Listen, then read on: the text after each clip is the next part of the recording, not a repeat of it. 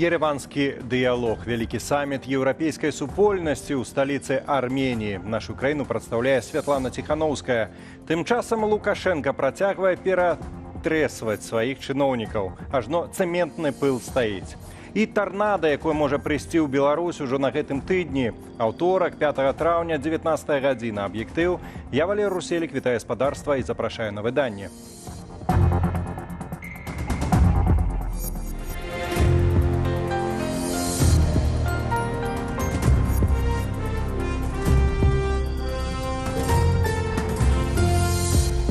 Святлана Ціханаўская працягвае ўдзел у афіцыйных мерапрыемствах саміту еўрапейскай палітычнай супольнасці ў Ерэване.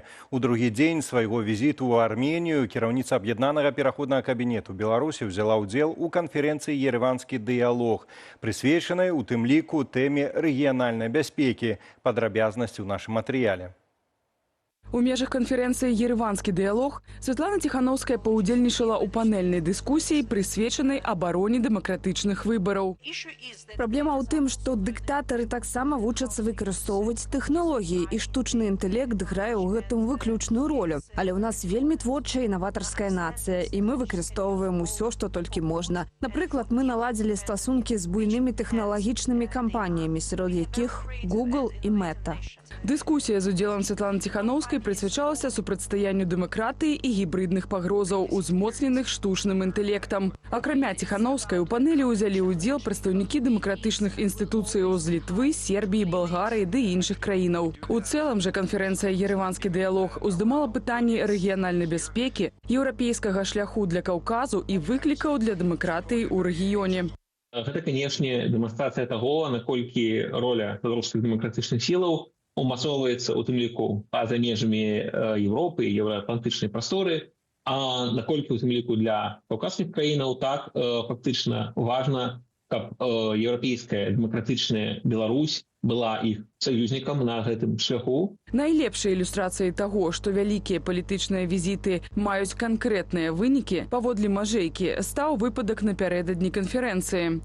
Беларуса затрымалі на армянскай мяжы на запад рэжыму Лукашэнкі, але пасля ўмяшання офісу Святланы Ціханаўскай адпусцілі. Это праца вялікая міжнародная каманда офіса, якая дамаўляецца на дыпламатычным узроўні. І тут трэба пахваліць і майго калегу Дзеніса Ефраніка, якія дамаўляюцца з уладамі Арменіі, якія абяцаюць, што нікога не будуць выдаваць. Я маю на ўвазе палітычных. І таму зараз можна ехаць і сустракацца з сваімі сябрамі ці з калегамі. Хоць прадстаўнікоў афіцыйнага Менску не запрасілі на саміт у Ереван, яны выступілі з заявай наконт яго. Результаты же так называемого сбалансированного прозападного курса официального Еревана наглядны. Депопуляция, хроническая экономическая нестабильность и полная внешнеполитическая зависимость, вынуждающая марионеточно обслуживать чужие саммиты. Мы четко разделяем братский армянский народ и его недальновидных представителей власти.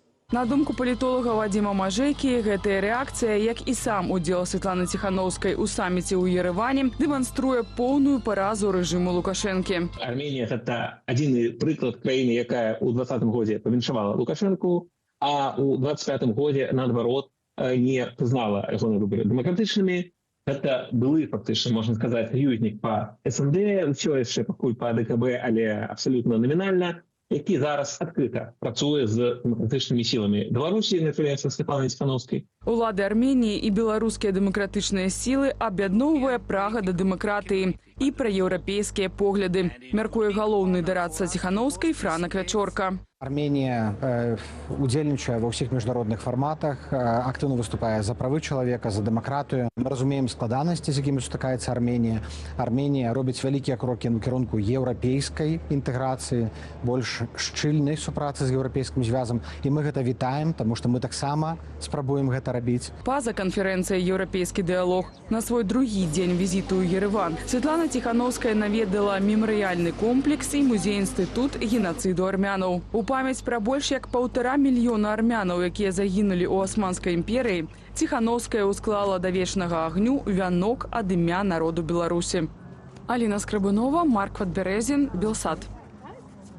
Ну, пра дэпапуляцыю яшчэ пагаворым. Старонка Мікалая Статкевіча ў Фэйсбуку, якую ён нават не паспеў аднавіць пасля памілавання, прызналі экстрэмісцкімі матэрыяламі. Адпаведны вырак агучыла Вольга Шуманская ў судзе Ленінскага раёну горадні. Як вынікае з рашэння, якое палітык размясціў у сваім тэлеграм-канале, на ягонай старонцы ў Фэйсбуку выявілі спасылкі на інтэрнэт-рэсурсы, прызнаныя экстрэмісцкімі матэрыяламі пазней за публікацыю гэтых спасылак. Мікола Статкевіч падкрэсліў, што не карыстаўся аккаунтам амаль 6 гадоў, і ўвесь гэты час старонка экстрэмісцкай не была. З памілаваннем судзімасць не здымаецца і не пагашаецца, а памілаваны стаіць на ўліку крымінальна-выканаўчай інспекцыі, нагадвае праваабаронца Леонід Судаленко. Мне падаецца, што ў першую чаргу гэта накіравана не на самого Міколу Статкевіча, а на тых людзей, на яго староннікаў, якія маглі б з ім камунікаваць праз гэтую соцсетку, у тым ліку ў Фэйсбуку, каментаваць штосьці, браць адтуль. Адным словам, абразаюць любыя камунікацыі для Міколы Статкевіча унутры краіны, таму што мы ведаем, што і за падпіскі, за лайкі, за дызлайкі зараз у Беларусі пагражае канкрэтная крымінальная адказнасць. Ну і, уласна, пра дэпапуляцыю. Беларускія навукоўцы афіцыйна прызналі дэмаграфічную катастрофу. Часопіс Гомельскага універсітэта гандлёвай кааперацыі апублікаваў артыкул аб дэмаграфіі, дзе перыяд пасля 2020 году названы самым смяротным у пасляваеннай гісторыі Беларусі. Аўтары, сярод якіх кандыдаты навук і дацэнты, адкрылі лічбы, якія ўлады дагэтуль хавалі ад грамадскасці. Напрыклад, рэкордныя 178 тысяч памерлых у 2021 годзе. Навукоўцы шчыра пішуць, што гэта наступствы каранавірусу. І нават пасля пандэміі смяротнасць у Беларусі ў сцяжа застаецца занадта высокая, а нараджальнасць, наадварот, б'е антырэкорды. Хроніка дэмаграфічнага апакаліпсісу ў матэрыяле Змітра Смака.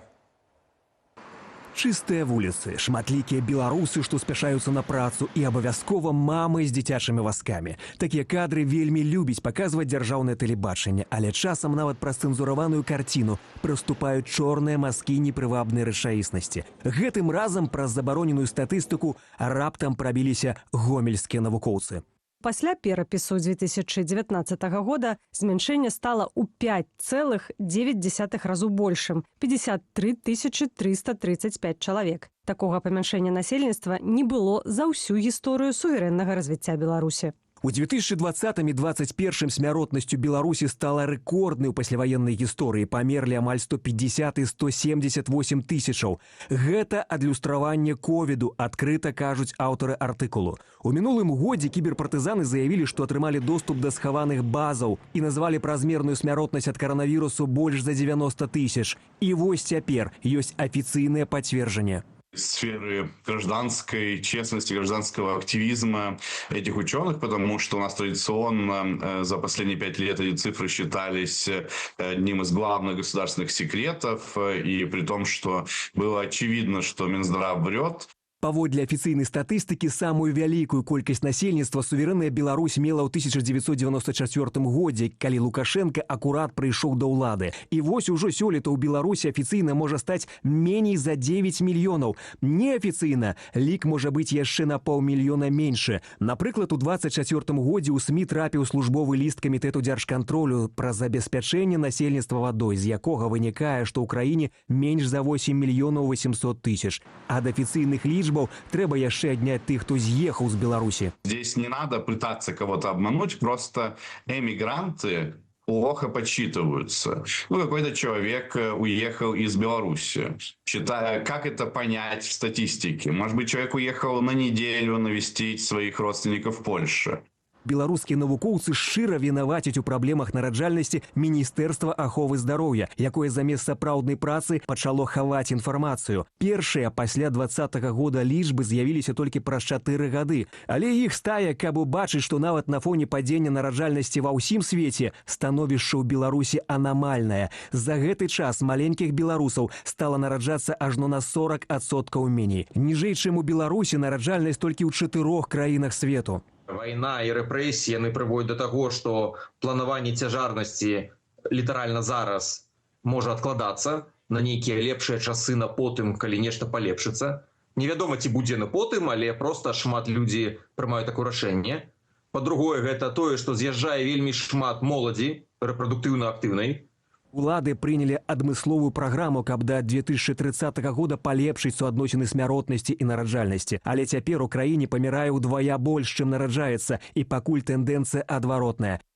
Если вдруг в Беларуси там все будет как сейчас, и все тренды будут как сейчас, и в каком-нибудь 2040 году придет новое, молодое демократическое правительство со всеми прекрасными идеями, технологиями и так далее, то это уже будет поздно.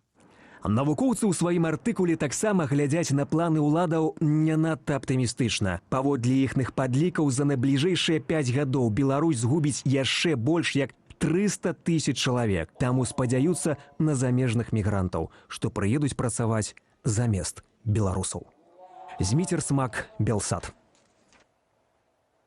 Трагедыя на прадпрыемстве горадня Азот скончыў жыццё самагубствам намеснік начальніка цэху аднаўлення едкага натрыю. Як паведамляе рабочы рух, цела знайшлі недалёка ад заводу. У памерлага засталіся двое непаўнагадовых дзяцей. Паводле неафіцыйных звестак, прычынай самагубства сталася тое, што ад працаўніка патрабавалі сплочваць больш за 1 000 000 рублёў шкоды. Крыніца «Зеркала» паведамляе, што яму далі вуснае распараджэнне павысіць тэмпературу гарэння ў печах для спальвання адкідаў, каб працэс адпавядаў экалагічным нормам. У выніку разбурылася няякасная цэгла, закупленая ў Расіі. Падчас планёркі кіраўніцтва ўсклала ўсю віну асабіста на намесніка начальніка цэху, заявіўшы, што той будзе пажыццёва плаціць доўг або пойдзе ў турму. Адказнасць можа быць прадугледжаная ў працоўным працэсе, але насамрэч кіраўнікоў прыцягваюць да яе нячаста, кажа намеснік старшыні Беларускага кангрэсу дэмакратычных правзвязаў Сергей Антусевіч. Кожны кіраўнік, ён адказвае і за людзей, і за абсталяванне, і за тэхналагічны працэс. Іншая справа пра тое, наколькі часта можна выкарыстоўваць і прыцягваць да адказнасці. І вось тут, канешне, у мяне ў практыцы больш так адбывалася, што знаходзілі крайняга, і гэта звычайна быў нехта з рабочых, а не непасрэдныя кіраўнікі. Тым часам Лукашенка зноўку незадаволены сваімі чыноўнікамі. Маўляў, патрабуюць ад яго грошай. У тым ліку на цэментныя заводы, у якія за апошнія 15 гадоў ужо ўклалі як найменей $1 мільярд США. Што гэтым разам склалася не так? І чаму беларускія вытворцы цэменту не могуць працаваць з прыбыткам, высвятляў Ян Федарович. Лукашенко абрынуўся на кіраўнікоў цэментнай галіны. Грошай не прыносяць, ды яшчэ і патрабуюць рэструктурызацыі пазыкаў. Меня настораживает то, что сегодня руководители этих цементных заводов или какой у нас там компания целая, объединили мы, надо, не надо, еще надо разобраться, они спокойно сидят за общим столом президента и чувствуют, что они правы.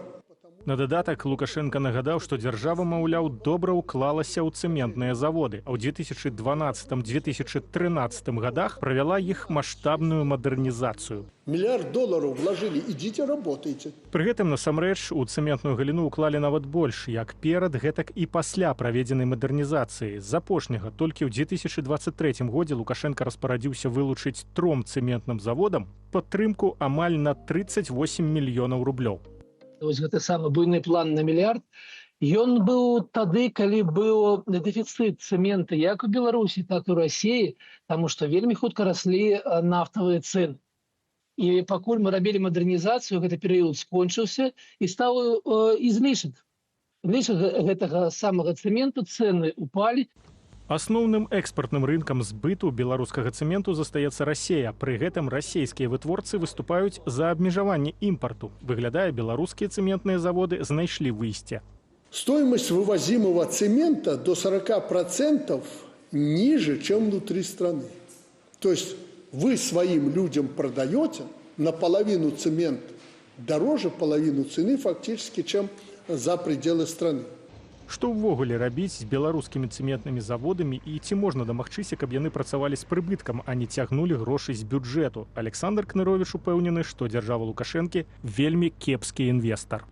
Трэба шукаць тых гульцоў, тых інвестараў, якія змогуць ці купіць, ці забраць за 0, гэтыя заводы, але ўбудаваць іх вот сусветныя такія, ведаеце, ланцужкі бізнесу. Калі гэта адбудзецца, то мы ввогуле забудземся пра тое, што былі нейкія страты і дзяржава выдаткоўвала вось такія несаразмерна буйныя грошы на гэтыя стратныя праекты. Зрэшты, на рэструктурызацыю пазыкаў Лукашенка, нягледзячы на сваю рыторыку, ўсё ж пойдзе, мяркуе Кныровіч. Тым больш, што яна анансавалася яшчэ летась у снежні. Тады Савет міністраў выдаў пастанову аб рэструктурызацыі пазыкаў на $32 мільёны па крэдытам, якія Беларусьбанк выдаў беларускаму цэментнаму заводу і Крычаў цэмент на шыферу. Грошы планавалі выплаціць з бюджэту.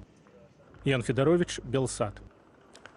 Завяршыць усе віды працы, уключна з упарадкаваннем тэрыторыі да пачатку ліпеня. Гэткую задачу паставіў кіраўнік Гомельшчыны Іван Крупко падчас наведвання дома, што пацярпеў ад выбуху газу яшчэ летась.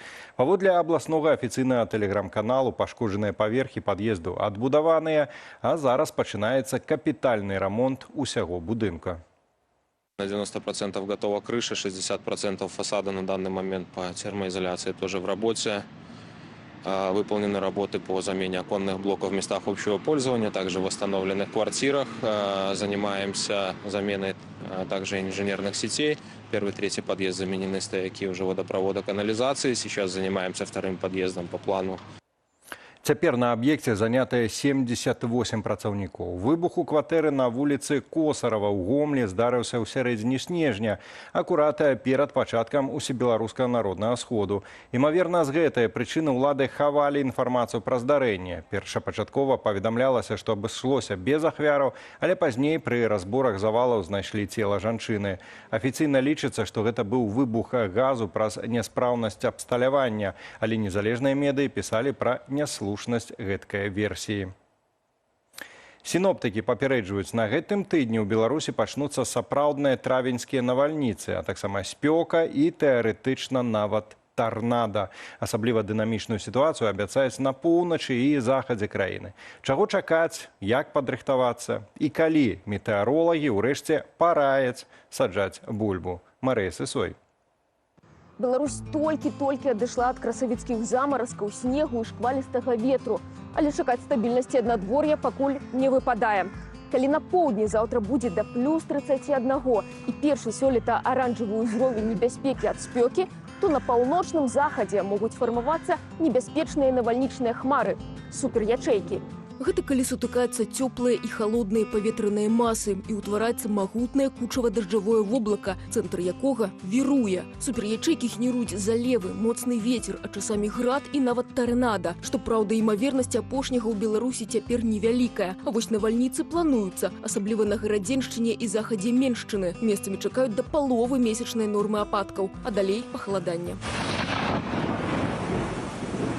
А тым часам Белгідрамет папярэджвае беларусаў, каб не пачыналі садзіць бульбу заўчасна. Маўляў, яна любіць 3 дзясяткі. Сярэдняя тэмпература мусіць быць як мінімум плюс 10 і паветра і глебы на глыбіні 10 сантыметраў. Што цікава, самі аграры рэкамендацыю не выконваюць. У краіне ўжо высадзілі не меней за 22% бульбы.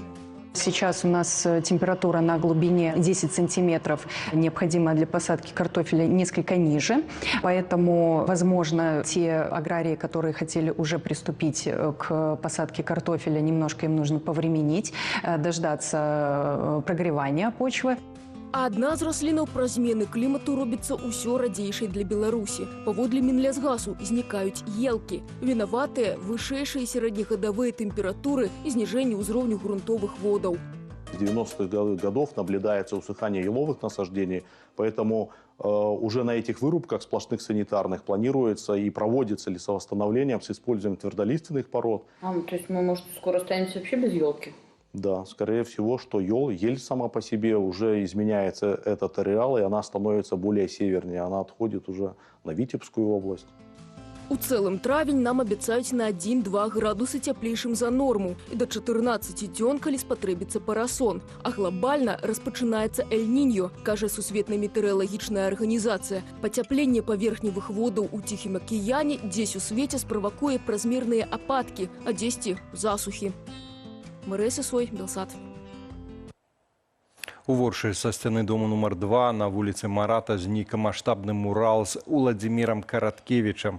Партрэт пісьменніка схавалі пад пластом цеплаізаляцыі, піша Віцебская вясна, бо ў доме адбываецца рэновацыя. Мурал стварыў мясцовы мастак Дмітрий Толкачоў. Яго ўрачыста адкрылі ў лістападзе 2020-го, да 90-годдзя класіка. Кампазіцыя ўключала фрагменты рукапісаў Караткевіча, ягоныя фірмавыя малюнкі на палях і радкі вершу Ворша, прысвечаныя гораду. Сцяна будынку, дзе размяшчаўся мурал, выходзіць акурат на вуліцу, што носіць імя пісьменніка. Афіцыйных каментароў пра тое, ці адновяць мурал пасля завяршэння рамонту не было.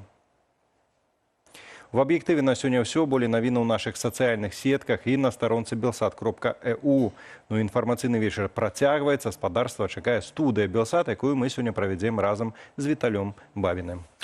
Вітаю, што будзе з армяна-беларускімі дачыненнямі пасля візіту Святланы Ціханаўскай у Ерэван? Ці наважыцца Лукашенка паехаць у Маскву на парад да Уладзіміра Пуціна пасля папярэджання Уладзіміра Зеленскага пра дроны, якія могуць прыляцець на Красную плошчу? А таксама, чаму Роман Пратасевіч вырашыўся апраўдвацца перад Міколам Статкевічам? Пра гэта ўжо неўзабаве, запрашаем спадарства. Ну і вядома ж, чакае спадарства наша апытаначка.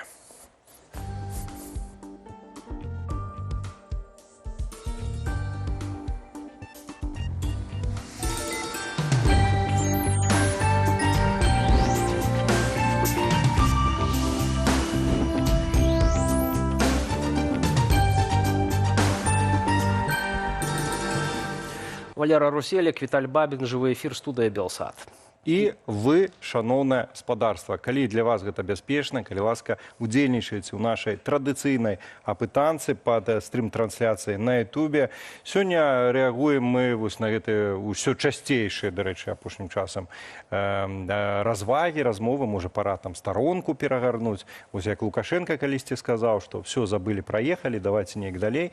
І ўжо з супрацьлеглага боку вось гэта беларускага супрацьстаяння таксама гучаць такія галасы, і таму задаемся гэтым пытаннем. Што думаеце, спадарства, ці варта нам, беларусам, перагарнуць старонку? Ёсць, бачу, ўжо галасуеце, вось нават я гавару, і ў гэты момант змяняюцца лічбы. Некалькі варыянтаў. Спачатку люстрацыя, потым ужо вось гэта перагортванне старонкі. Ёсць варыянт, што так, даўно пара, ну колькі можна. Ёсць варыянт, што не, будзем біцца да канца. Альбо мы, альбо яны, ну, можна так сказаць. Ну, ёсць варыянт «мне ўсё роўна», за які таксама галасуюць, калі ласка, спадарства, можа нават задамо аднаму з нашых суразмоўцам гэтае пытанне, паглядзім, як ён адкажа, параўнаем з вашымі адказамі. Ну, а мы пачынаем першай тэмы. У Менску адрэагавалі на словы спікера парламенту Арменіі пра Беларусь. Днямі Ален Сіманян заявіў, што у Ерэване не дазволяць зрабіць сваю краіну расійскай губерняй. І яна не будзе кіравацца так, як кіруецца Беларусь. Міністэрства замежных справаў у Менску назвала гэту заяву непрыязнай, а таксама перадвыбарчым папулізмам ды спробаю адцягнуць уласны электарат ад наймацнейшых унутраных праблемаў. Когда зашкаливает бедность по верхнему порогу, уже превысившая 40%, растет безработица, а целые регионы стагнируют, проще всего назначить внешнего врага и упражняться в оскорбительных ярлыках. Такой циничный подход вызывает лишь сожаление. Беларусь – суверенное государство, которое самостоятельно определяет формат своих союзнических отношений с Россией. Тым часам на міжнародным саміце ў Ерэване Беларусь прадстаўляе Святлана Ціханаўская. Гэта выклікала новую хвалю рэакцыяў і абмеркаванняў у прапаганды. Так, у тэлеграм-канале «Это другое» зазначылі, што такое мог дапусціць толькі, цытата, «такі клоун, як Пашыньян». І, маўляў, пасля такога пляўка афіцыйнае прадстаўніцтва Арменіі ў Менску мусіць запрашацца не на афіцыйную сустрэчу МЗС, а ў чабурэчную на піва. Віталь Цыгантоў, палітычны аглядальнік у нашай студыі. Віталь, добры вечар. Прывітанне. Ну, у меня складывается ўражанне, што Пашынян зрабіў максімальна ўсё магчымае, каб разлаваць Лукашэнку, і выкарысталі заяву ў нядзелю спікера парламенту пра тое, што Беларусь расійская губерня. Запрасіў Зеленскага на гэты саміт, еўрапейскіх лідараў, Макрона, да яшчэ і Святлану Ціханаўскую. Навошта? Так, ну можна на гэта проста-напроста лагічна адказаць, што спачатку Лукашенко разлаваў Пашыняна і Арменію. Тым, што в крытычны для Арменіі момант, калі ў 23-м годзе Азербайджан канчаткова взял под контроль Нагорный Карабах, Лукашенко, ну, цалкам открыто выступил фактично на Баку, да, на Баку Азербайджана. Вось. И ничем не падтрымаў Армению, якая нібыта выходит в тыя ж самыя прарасійскія абарончыя і інтэграцыйныя структуры, назовем СНД, АДКБ, Организацию коллективной бяспекі, и фактично формально з'яўляецца, хутчэй формально уже, чем фактично, союзником Беларусі и России. Але Лукашенко тады падтрымал Азербайджан, и з таго все пачалося. Тады Пашынян заявил, что ноги маёй и астатніх частак цела не будзе в Беларусі, пакуль там Лукашенко, я ніколі не приеду, ну и пошел обмен ударами. Притым мы бачым, что у Армении зараз больш магчымасцяў для сваіх удараў. Паколькі Лукашенко, акрамя адбрэхвання МЗС, міністр закардонных спраў, ну, фактычна нічым не можа адказаць. Ён там спрабаваў, колькі там месяцаў назад на адной з постсавецкіх гэтых нарадаў там паўшчуваць Пашыняна, чаму он сам не прысутнічае, а праз тэлевізор, то памятаеце, Пашынян сказал: ну, калі у вас нават з тэлевізорамі праблемы в Беларусі, то што я могу зрабіць? Маўляў, адчапіць, я все равно не приеду візуальна з тобой сустракацца. Ну, Пашынян, трэба ему аддаць належнае, у яго язык востры, ён і Путина можа так патроліць журналіст як-ніяк. Ну, канешне, і актывісты грамадскія і так далей, але наколькі далёка можа вот зайсці гэты абмен ударамі, які ёсць для гэта патэнцыял, альбо вот все-таки гэта, ну, рытарычнае поле, не больш, потому что самміты еўрапейскія кожны тыдзень праводзіць не будзеш. Што яшчэ? І нам, конечно, тут цікава, вось, магчыма, нейкая супраца з дэмакратычнымі сіламі. Магчыма, все-таки, як Леонид Морозов адзначаў, што можна будзе ў Арменію ездзіць, сустракацца беларусам са сваімі сваякамі, блізкімі сябрамі. Альбо ранавата яшчэ, пакуль, як ты, Віталь, заўважыў, пакуль хай фармальна, але все-таки Арменія застаецца ў гэтых прарасійскіх, маскоўскіх, па сутнасці, структурах. Там толькі замарожаны удзел, але нема выхада. Так, Беларусь тут просто не галоўная. Все-таки галоўным вот у гэтым пытанні адносіны Еревана з Москвой. З Кремлем, з Путиным, і тое, што Арменія столькі гадоў все-таки застаецца ў гэтых структурах, гэта перш за ўсё таму, што, ну, такая спецыфічная геапалітычная сітуацыя. Асабліва няма каму на каго абаперціся вакол Азербайджана і Турцыя, і Грузія, і ў гэтым сэнсе, которая зараз Грузія, которая зараз дастаткова прарасійская, і ў гэтым сэнсе ён абапіраецца, ну, праз мора на Еўрасаюз. Так, вось гэты самміт, які зараз адбываецца, і іншыя праекты. Ну, і там і Трамп сваё прыклаў таксама, што пашло на карысці Арменіі, Азербайджану, пэўнае там прымірэнне і пэўныя эканамічныя праекты. То бок Арменія, ну, відавочна, пакуль ёсць Путін, будзе аддаляцца ад Расіі, але пакуль нават там стаяць расійскія базы. Пра гэта, ну, ставіць пытанне Арменія, ну, не рашаецца і, напэўна, лічыць, што да гэтага не даходзіць. Так што Лукашенко тут такі только давесак да вот этих сур'ёзных адносінаў, развіцця адносінаў Арменіі з Расіяй, а Лукашенко, ну, просто можа, так сказать, ну, вот обмениваться гэтымі рытарычнымі ударамі. Мы, дарэчы, нагадаем, што все гэта не так давно пачалося, бо ў 2020 годзе яшчэ, каб уже не быць там занадта спрыяльным да Пашыняна, мы нагадаем, што ён адзін з першых пасля там Расіі і Китая павіншаваў Лукашенку з так званай перамогай. То бок геапалітычная стаўка ў Арменіі была на Беларусь як на саюзніка Расіі. І ён мог дазваляць нейкія вольнасці ў дачыненні да Лукашэнкі, хаця як дэмакратычна абраны лідар, безумоўна, разумеў, што Лукашенко скраў выбары.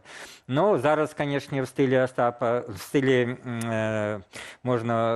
украінскага класіка можна спытаць, ну, ці дапамаглі ці твае, так сказаць, тэлеграмы Лукашэнку? Віталь, на твой погляд, ці вось захаваецца тэндэнцыя ахалоджвання стасункаў з Масквой у іншых іных саюзнікаў, я маю на ўвазе Казахстан, Узбекістан, Таджикістан, магчыма, і туды праз нейкі час будзе бяспечна паехаць в тым ліку камандзе Ціханаўскай. Ці гэта пакуль зарана ввогуле казаць пра такое? Ну, пакуль зарана, в сэнсе, што акрамя нейкіх адносінаў з Масквой все-таки ёсць яшчэ нейкая, так сказаць, ідэалагічная дыктатарская еднасць, паколькі большасці краін все-таки мала дэмакратычныя, там акрамя Кыргызстана, Казахстана, якія, ну, як мінімум таксама не лічацца узорна-дэмакратычнымі, скажем так, асцярожна. Ну і плюс мы бачым, што яны все-таки працягваюць, ну, з улікам, што Расія блізка, з улікам всіх гэтых постсавецкіх сувязяў, з улікам таго, што асабліва, напрыклад, той жа Узбекістан і Таджикістан сотнями тысяч, а то нават мільёнамі дасылае сваіх людзей на працу ў Расію, яны залежны в этом сэнсе ад Расіі, не могуць дазволіць себе занадта рэзка ад яе, скажем, негатыўна да яе ставіцца. Гэта будзе зноў-такі праблема для тых жа грамадзян Узбекістана, Таджикістана, якія в Расіі працуюць і прысылаюць грошы, што раптам, калі всіх іх назад вышлюць, то это будзе вялікім ударам па эканоміцы, бо там значная частка таго ж Таджикістана жыве частка за кошт гэтых грошай з Расіі, гастарбайтараў. Так што тут, ну, такога, пра гэта кажуць шмат, сапраўды СНД паціху так аслабівае, развальваецца, але многія ўжо там 3-5, колькі гадоў, асабліва пасля 22-го года, пасля пачатку вайны Расіі супраць Украіны, заявлялі, што вот зараз і Сярэдняя Азія хутка адколецца, гэтага не адбылося, і я патлумачыў, па якіх прычынах. Ну, але все-таки там процессы есть некоторые. Конечно, не все так гладко у Азербайджана, у згаданай Туреччыны таксама. З Грузіі таксама цікавая ситуация. Прарасійскія ўлады, але грузіны у большасці антырасійскія. Мы бачым на прыкладзе Вугоршчыны, як гэта можа абернуцца. Тут яшчэ Арменія. Прынамсі, патэнцыйна можна спадзявацца на лепш. Ну да. Тым не менш, ёсць моцны саюз паміж Пуціным і Лукашэнкам, і вядома, што 9 траўня Лукашенко збіраецца паляцець на парад у Маскву да Владзіміра Пуціна, і на твой погляд, ці можа, в прынцыпе, Лукашенко саскочыць з гэтай паездкі, ну, не ведаю, прыдумаць, што ў яго там разбалеліся калені ці яшчэ штосьці, улічваючы папярэджванне у Владзіміра Зеленскага, што украінскія дроны могуць у гэты дзень, у гэты час прыляцець на Красную плошчу. Зашмат палётаў будзе ў тыя дні якраз над Масквой. Ну так, малаверагодна, што ён захоча саскочыць. Па-першае, ну, гэта сапраўды Пуціну не спадабаецца, а па-другое, мне здаецца, все-таки ведаючы Лукашэнку, ён, наадварот, не абміне магчымасць паказаць сябе як такого смелага лідара, які не пабаяўся украінскіх дронаў, а стаял побач со сваім старэйшым братам Владимиром Владимировичем Путиным і глядзел в неба, да, не чакаючы там ніякіх украінскіх дронаў і верачы ў расійскую супрацьпавітряную абарону. Конечно, ён не верыць на фоне апошніх падзеяў, але ну, вось, па гэтых двух прычынах, па-першае, это будзе цяжкі удар па Пуціну, па-другое, ён палічыць, што лепш праявіць яго такім чынам, які я апісаў. Все-таки ён, напэўна, паедзе. Іншая справа, што ну, мы не ведаем, в якім фармаце все-таки вырашыць Кремль это праводзіць. Можа, і не трэба будзе рызыкаваць, можа, яны там пабудуць внутры Кремля, а паколькі той парад, который на самой справе не парад, а што за парад без тэхнікі, вось, скажуць, што фармат у нас зусім іншы, мы лепш правядзем змістоўную асабістую сустрэчу, чым будзем стаяць там фізкультурнікаў, глядзець, хто там можа выйсці на гэты парад. Ну, а па-трэцяе, все-таки в гэтай всялякай гульне зараз дыпламатычнай, пры тым, што вайна ідзе, але дыпламатычныя гульні працягваюцца, ідэалагічныя гульні паміж Кіевам і Масквой, но мы ведаем, што Кіев-то нанёс такі даволі цікавы удар, заявіўшы, што мы самі берем з 6 траўня такое прымірэнне на дзень раней, чым там прасіла Расія, то бок атрымліваецца, што ініцыятыва на баку Украіны, хто будзе парушаць это прымірэнне, то будзе вінавата Расія. Ну, але калі варыянт, што калі Расія не парушыць, ну, тады ўжо, канешне, украінскім ну, дронам будзе палітычна і ідэалагічна невыгадна нападаць на Маскву, паколькі ну, нібыта прымірэнне абодва бакі павінны трымацца. Але калі парушыць, то вот тут ёсць такі вядомы расійскі палітолог, вельмі папулярны Пастухоў, магу з ім пагадзіцца, што ён кажа пра тое, што, магчыма, Кремль правацыруе Зеленскага на нейкія рэзкія дзеянні, калі Кремль першы парушыць вот это замерение, так званое, нанесение резкие удары по Украине, то ясно, что у Зеленского будет спокуса 9 мая ударить по параду и по Кремлю, а гэта, ну, на думку Пастухова, и тут я, напэўна, з ім пагаджуся, не будзе мець для Украины нейкага добрага эффекту. Віталій, але ну, а што будзе адмоўнага? Столькі разоў ужо агалошваліся гэтыя замірэнні там часовыя, яны ўвесь час парушаліся, і все разумеюць, што все роўна будуць страляць. Я б не казаў, што апошняе парушалась. Там быў момант, калі абодва бакі нібыта гэтае велікоднае нібыта вытрымалі. Ну, больш затое Москва заявіла, што калі што нанясе масаваны удар па цэнтру Кіева, і пакуль гэтага не будзе рабіць, і не рабіла, маўляў, з гуманітарных нейкіх прычынаў там. Ну так, твое пытанне было, што калі украінцы все-таки ударыць атамаю, што ты не згодны, што это будзе негатыўны эфект? Я могу разгарнуць, што Трамп пакрыўдзіцца на Зеленскага, он і так крыўдзіцца, што еўрапейскія лідары адмовяцца ад падтрымання Украіны, не адмовяцца, тому што нет, просто это не будзе как бы такой патлумачыць прычыны неабходнасці, маецца на ўвазе, што это будзе такі акт, я кажу, як это будзе ўспрынята сапраўды в свеце, в Еўропе, як празмернае, скажем, ужыванне сілы в празмерны дзень і надта такое сімвалічнае, которое не мае ніякага апраўдання з пункту гледжання там абароны Украіны. Вот штосьці ў гэтым рэчы. Хутчэй за ўсё, там яшчэ таксама запланавана сустрэча з Фіца, так? Вот мы разважалі з Александром Фельдманам у нядзелю. Прэм'ер-міністр Словаччыны, так? Ці гэта будзе нейкая спроба, сапраўды, там, закінуць вуду ў Еўразвяз з боку Лукашэнкі?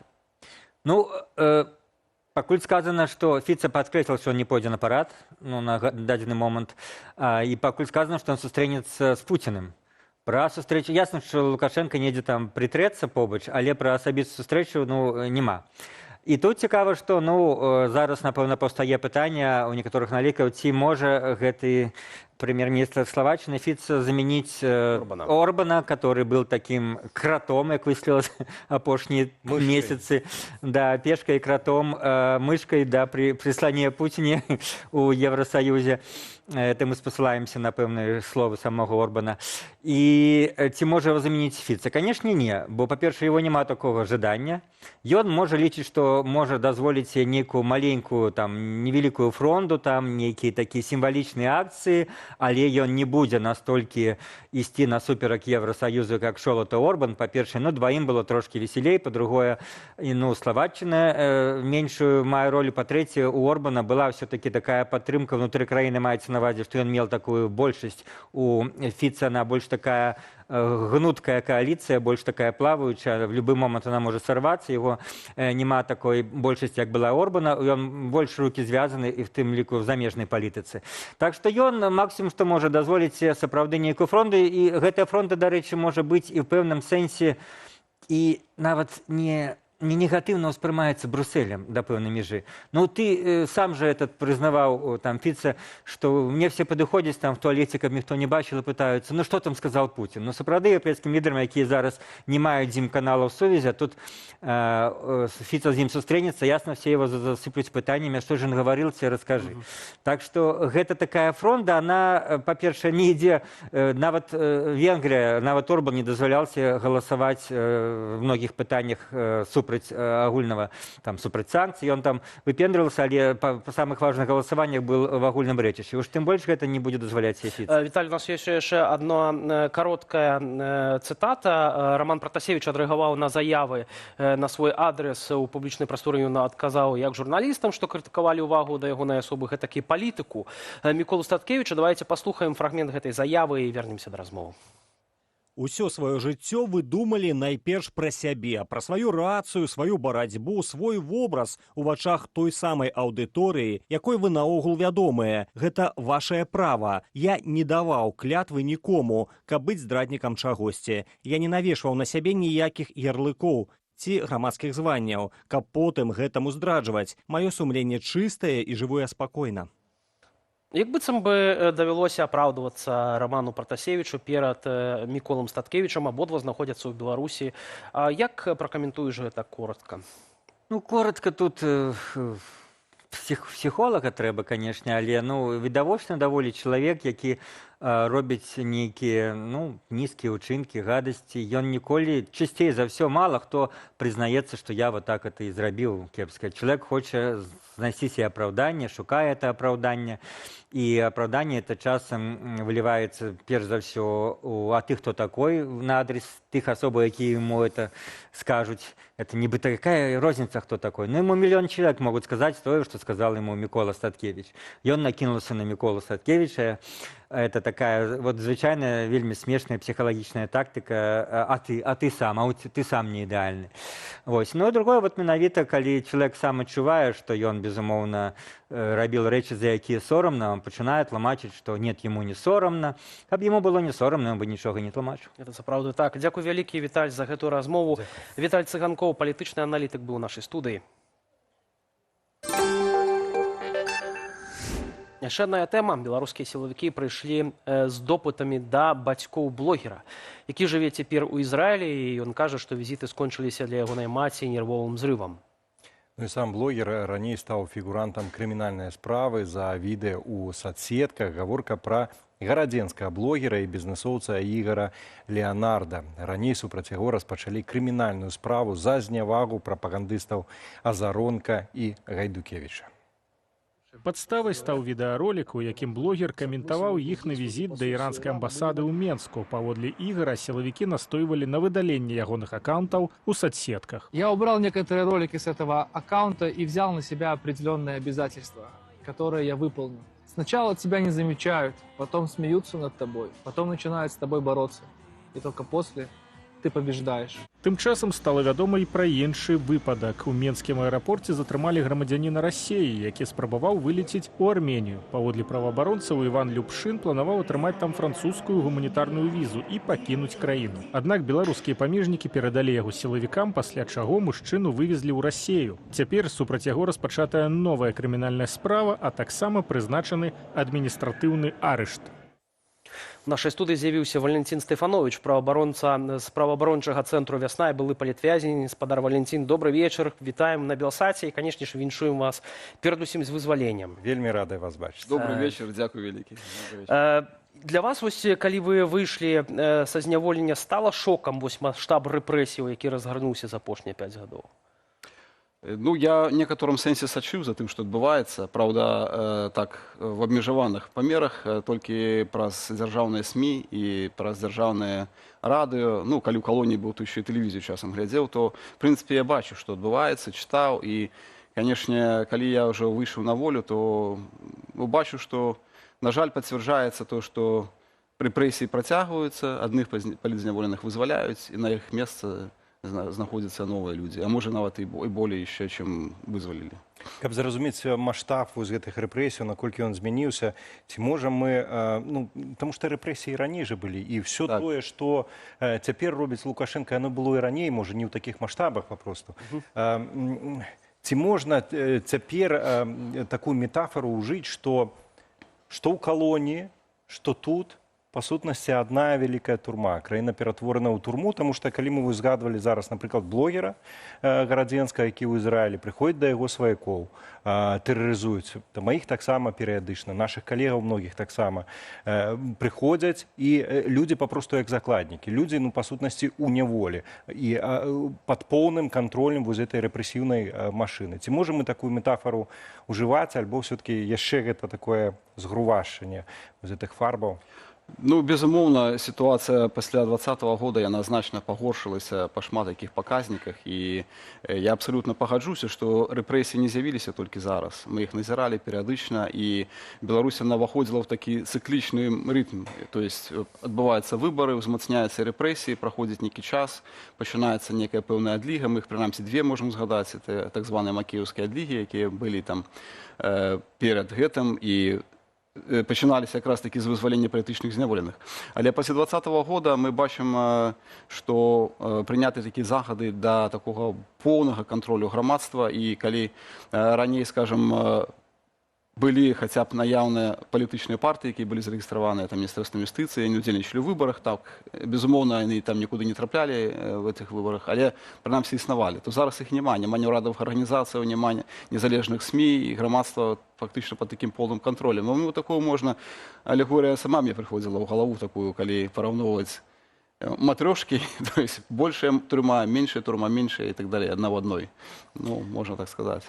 Владимир Валентин, калі вось вы апынуліся беспасярэдня ў зняволенні, ці вы уяўлялі пра вось глыбіню гэтай жорсткасці, якую праяўлялі уласна улады ў адносінах да палітычных зняволеных, да таго, як вы туды патрапілі, калі вы працавалі праваабаронцам і проста працавалі з іншымі людзьмі, так, бачылі, назіралі за гэтымі працэсамі?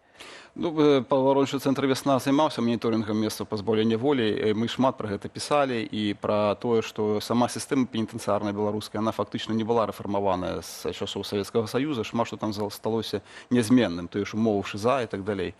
Але вось пасля 2020 года ўлады падышлі так сістэматызавана да палітычных зняволеных, і я б сказаў, што все, хто быў пазначаны абрэвіатурай ПУ-10, профілактычны лік нумар 10, яны ўсе зведалі вельмі жорсткія такія абмежаванні і падвяргаліся сістэматычна жорсткім бесчалавечным відам абыходжання, як выдварэнне в ШИЗа ва ўмовах холода і фактычна пазбаўлення сну. Ну і я так скажу, што і выжываліся і катаванні такія фізычныя.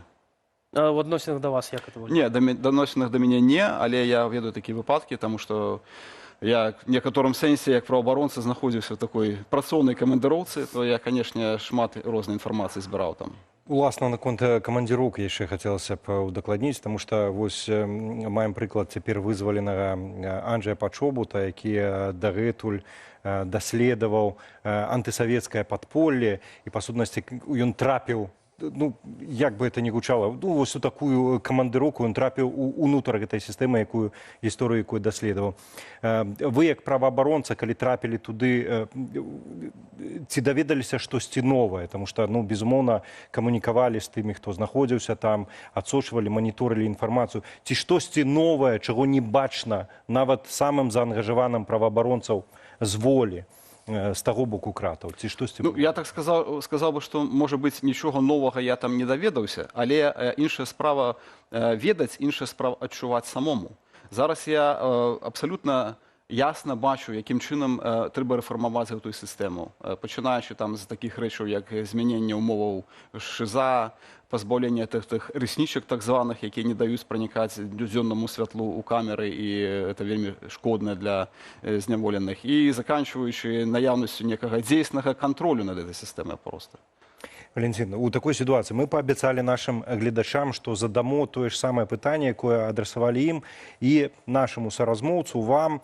Вось у гэтай сітуацыі, якую мы зараз абмяркоўваем, все-таки гучаць галасы не толькі з боку цяпер ужо Лукашэнкі, але і супрацьлеглага боку, што можа быць і варта перагарнуць старонку, можа не, так, ну, вот нешта такое. У нас акурат ёсць одно сведчанне.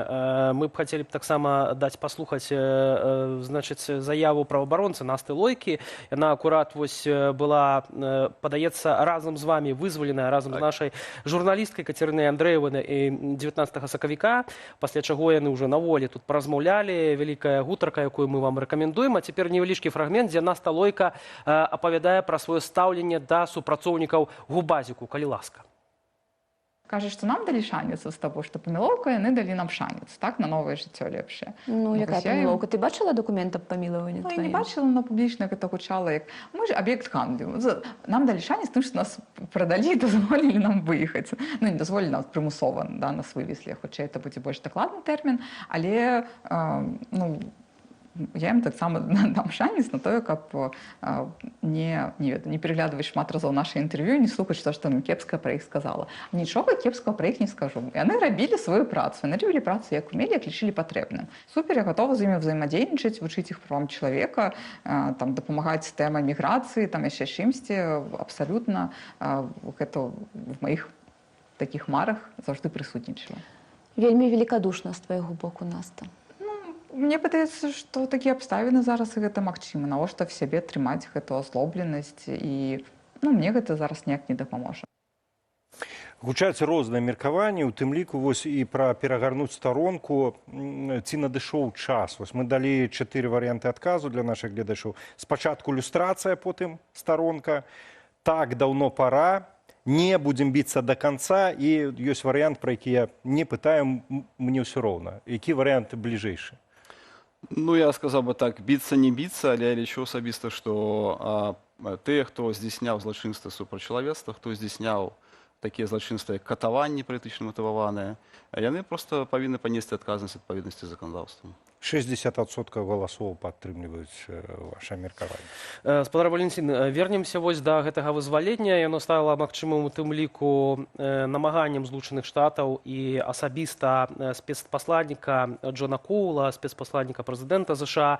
Артём Шрайман, палітычны аналітык, лічыць, што Лукашенка так ці інакш пойдзе на змяншэнне градусу, змяншэння ўзроўню рэпрэсіяў, бо ён хоча завяршыць гэту вялікую угоду з амерыканцамі. Што вы пра гэта думаеце? Бо, напрыклад, нават сёння ўжо прызналі 7 новых палітычных зняволеных. Ну, пакуль што мы не бачым пацверджання гэтага меркавання, і палітычных зняволеных робіцца не меней, прынамсі так скажем, так, адных вызваляюць, іншых садзяць. І натуральна, што мы будзем змагацца за вызваленне ўсіх палітзняволеных, але і пры гэтым вельмі важна казаць пра пэўны мараторый на палітычны матываваны пераслед. Таму што інакш гэта робіцца бясконцым працэсам, і патрабаванне вызвалення палітзняволеных она будзе актуальным заўсёды. Таму мне здаецца, што нашы ўлады зацікаўленыя найперш у тым, каб прадэманстраваць нейкі пэўны поспех, і калі гаворка ідзецца пра поўную зніцу санкцый і адсутнасці тых палітзняволеных. Ну тут, дарэчы, спадар Шрайман можа мець рацыю ў тым сэнсе, што мы это неаднаразова ўжо бачылі. Калі я казаў пра эту цыклічнасць, акурат это пра тое. Калі градус рэпрэсій зніжаецца, пачынаецца зноўку спробы наладжвання дыалога, зніцця санкцый, 15-й там год вызвалення палітвязняў, 16-й, 17-м там былі антыдармедаўскія пратэсты, але тым не менш не скончыліся тым, што людзі былі вызваленыя да суда і справы да суда не дайшлі. Але в дадзенай сітуацыі сённяшняй, пасля 2020 года, назіраючы, ну, зноўку ж, я толькі мог назіраць па газетам і па радыё дзяржаўным, я не бачу, што адбываецца ў Менску, потому што мне быў вывезены за мяжу, я в поўным сэнсе дома не быў. Але тое, што я чуў, прынамсі, сведчыць пра тое, што у меня вялікі сумнеў наконт таго, наколькі ўлады змогуць стрымаць гэты мараторый, і наколькі яны змогуць супаставіць і кантроль над грамадствам, і на тое, што яны не будуць рэагаваць на нейкія праявы таго, што людзі будуць выказваць сваё меркаванне, а можа быць нават пратэсты і так далей. Мне цяжка уявіць сабе, як гэта будзе адбывацца. Ну, уласна, пра гэта і гаворка, як забяспечыць кантроль, паліцэйскі кантроль над грамадствам, што магло бы быць вось гэтай прыкметай зніжэння градусу. Гэта адсутнасць новых пераследаў, гэта вызваленне ўсіх палітвязняў, магчыма, гэта большае штосьці, дазвол на дзейнасць грамадскіх арганізацый, палітычных партый, на магчымасць вярнуцца альбо хаця падтрымліваць дакументы за мяжою. Што можа быць такім парогам, на якім можна сказаць, ну, канешне, не анёл, але, як пакуль вы сядзелі, тут было і рэпрэсіі выйшлі на плата, там і так далей. Што можа стаць такой прыкметай? Ну, як мне падаецца, мінімальна гэта адсутнасць палітвязняў, то есть адсутнасць людзей, якія знаходзяцца ў месцах пазбаўлення волі па палітычных матывах. У звязку з выказваннем свайго меркавання, рэалізацыяй свабоды мірных сходаў і так далей. Па абвінавачваннях так званым экстрэмізме, паколькі заканадаўства аб экстрэмізме беларускае, она папросту не адпавядае сэнсу змагання з экстрэмізмам як такавым. Я маю на ўвазе гвалтоўны экстрэмізм, прапаганду гвалту, ненавісці да нейкіх групаў рэлігійных, нацыянальных і так далей. Это першасна сэнс, што такое змаганне з экстрэмізмам. А ў беларускай інтэрпрэтацыі любая крытыка ўладаў гэта ўжо экстрэмізм.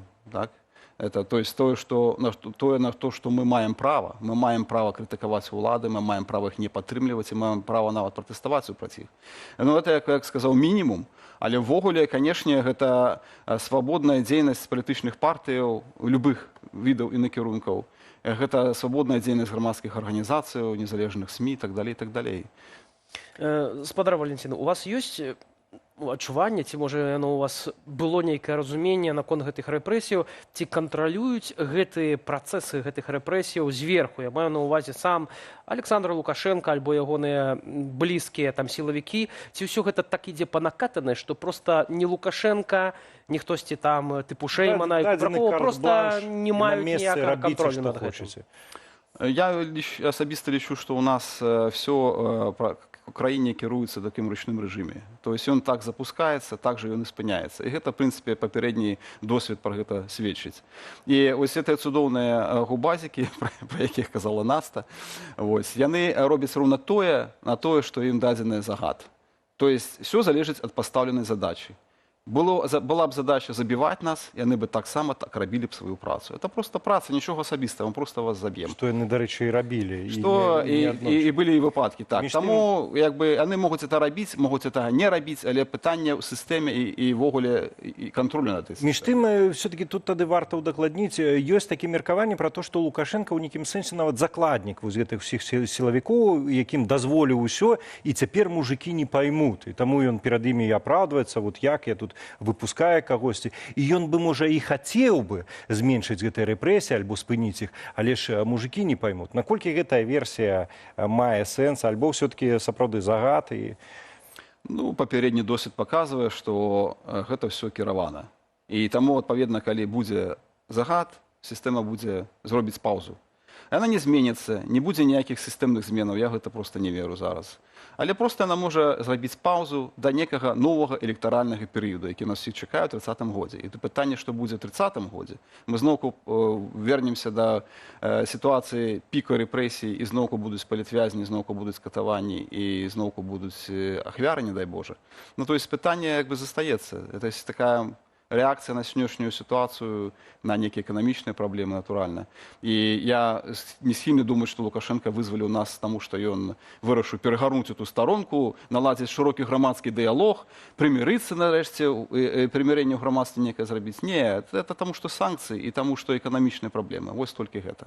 Спадар Валентин, вялікі дзякуй за гэтую размову. Зычым вам як мага хутчэй узнавіць сілы і, канешне ж, будзем старацца разам намагацца апавядаць нашим гледачам о реальной ситуации с правами человека в Беларуси. Валентин Стефанович, правооборонца, былы палітвязень, был у нашей студии.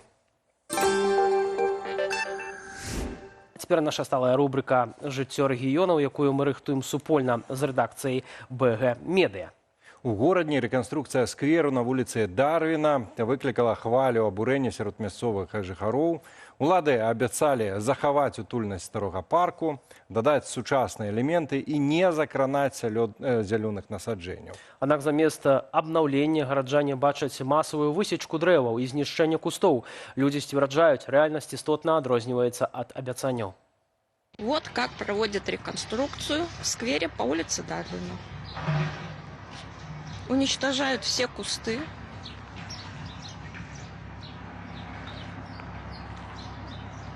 Это еще те, что пока остались. Скоро этого не будет.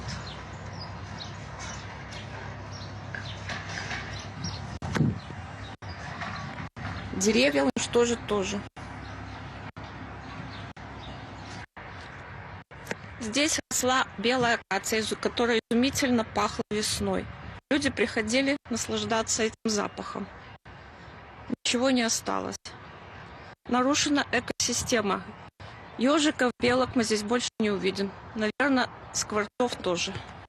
Я памятаю часы, калі горадню назвалі адным з самых зялёных гарадоў. Зрэшты, як і Жлобін, туды і перанясемся, на дварэ летняя тэмпература, у кватэрах сапраўдная парылка. Жыхарка Жлобіна паскардзілася на гарачыя батарэі. Пры плюс 24 за вокнамі падобныя скаргі з'яўляюцца і ў іншых гарадах. Людзі не разумеюць, чаму пры цёплым надвор'і сістэмы ацяплення працягваюць працаваць. Уже КГ тлумачаць, што адключэнне адбываецца паэтапна і паводле нарматываў. Але, як бачым, гэта не заўсёды супадае з рэальным камфортам. Слушайте, вы тут не дотронуться до батареи, горячая. Сегодня плюс 24, и целую неделю будет плюс 27, 28. Что это такое творится? Дом вообще не продыхнуть. Вы что вы творите, блин? Все раскрыто, все окна, все балконы, блин. Дышать нечем. Блин, у нас, как всегда, когда холодно, у нас не топят. Когда жарище стоит невозможное, у нас топят по полной программе. Нечаканыя гаспадары з'явіліся ў вёсцы Плябань пад Маладзечнам. Бабры абралі для жыцця раку Ушу і нават пасяліліся побач з мостам у цэнтры населенага пункту. Вынікі іх працы ўжо ўраджваюць. Дзесяткі паваленых дрэў, у тым ліку старыя і масіўныя. Ну і мясцовыя жыхары прызнаюцца, што гэткіх маштабаў не чакалі. Эксперты ж тлумачаць, папуляцыя баброў у Беларусі значна вырасла, і жывёліны ўсё часцей асвойваюць новыя тэрыторыі, у тым ліку і побач з людзьмі. Вы только посмотрите, как работают молодеченские бобры. Очень атмосферное место, даже немножко жутковато. Какого масштаба они валят деревья, сколько трухи и как четко они обрабатывают деревья. Все, можно сразу покрывать лаком и что-нибудь строить. А вот видна свежая работа. Значит, скоро вот это дерево, как и все остальные, будет лежать. Ну и вот их ходы нас привели к домику. Посмотрите, какой он огромный. Сколько здесь дерева. Высота где-то 2,5-3 метра. Ближе подобраться, скорее всего, не получится, потому что здесь болото. Ну што ж, на гэтым ставім кропку ў студыі Белсат і дзякуем спадарству за вашу увагу, за вашыя падабайкі, каментары. Дзякуй. Для вас працавалі Валерый Руселік і мой цудоўны калега Віталь Бабін. До сустрэчы.